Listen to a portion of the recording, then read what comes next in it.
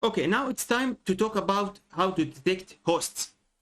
We will use the Bing scan technique. So Nmap -S and P is capital, and this time we want to provide the range or the subnet of the IPs. So 8.0/24 like this. So S means or stands for service, and the service will be P, which means Bing.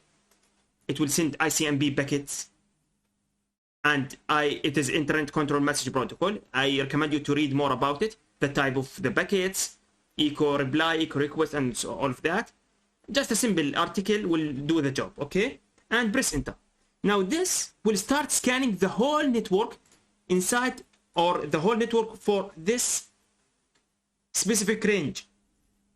Okay, so in my case, I found 4 hosts are up.